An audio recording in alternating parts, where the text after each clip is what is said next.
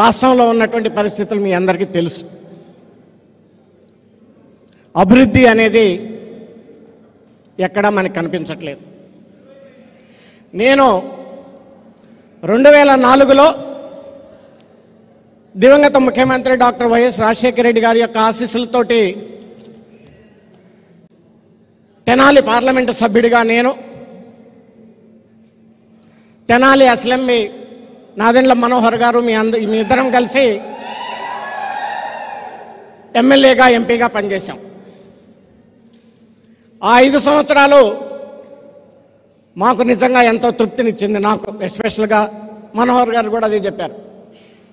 ఆ రోజు మన మంగళగిరికి, తెనాలికి, ఈ కృష్ణా డెల్టాకి అవసరమైనటువంటి పులిచింతల ప్రాజెక్ట్ని కంప్లీట్ చేసుకోగలిగాం. తెనాలికి బ్రహ్మాండంగా డ్రింకింగ్ వాటర్ తేగలిగాం. ఎన్నో అభివృద్ధి కార్యక్రమాలు చేశామనేటువంటి తృప్తి ఉంది.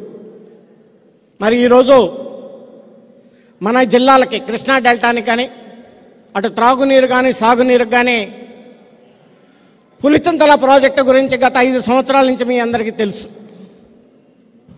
ఒక్క అడుగు కూడా ముందుకేయలేదు. మొన్న పవర్ స్టార్ పవన్ కళ్యాణ్ గారిని కలిసి నేను కొన్ని విషయాలు చర్చిస్తున్నప్పుడు వారు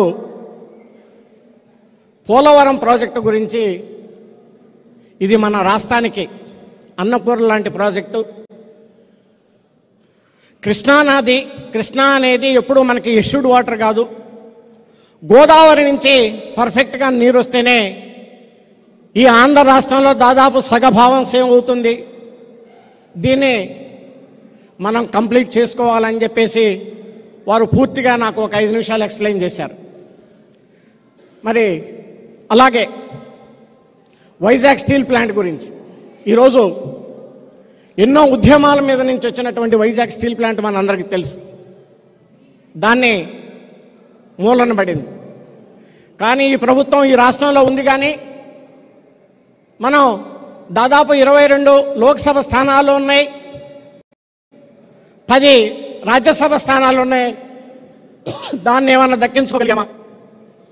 ఈ 2 విషయాలు పవన్ గారు మాట్లాడుతుంటే నాకేమనిపించిందంటే, ఇటు పోలవరం ప్రాజెక్టు కానీ, అటు వైజాగ్ స్టీల్ ప్లాంట్ కానీ పవన్ గారి గుండె చప్పుడు అనిపించింది అనేటువంటి విషయాన్ని ఈ సందర్భంగా మీకు మనం చేస్తాం. ఇలాంటి అభివృద్ధి కార్యక్రమాలు చేసినప్పుడే ప్రజలు మనల్ని హర్షిస్తారు.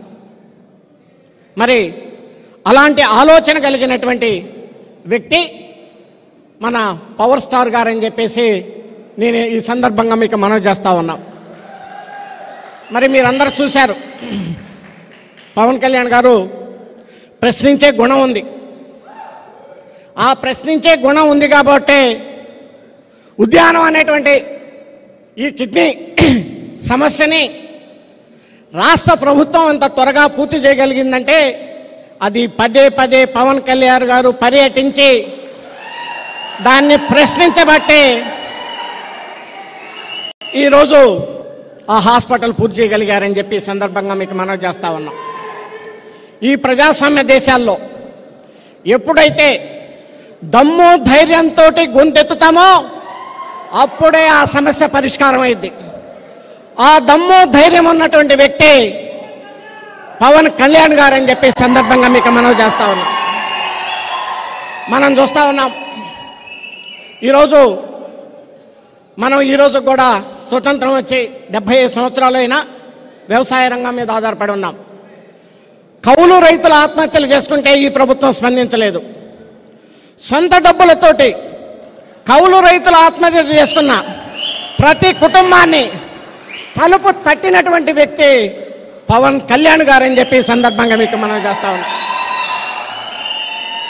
మొన్న మత్స్యకారులు వైజాగ్లో బోట్లు కాలిపోయినాయి అని చెప్పేసి వస్తే పవన్ కళ్యాణ్ గారు పర్యటిస్తున్నారు అని చెప్తే వాళ్ళు ముందుగా వెళ్ళారు.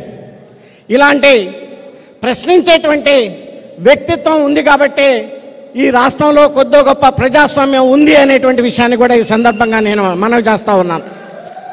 మరి మీ అందరికీ తెలుసు, నేను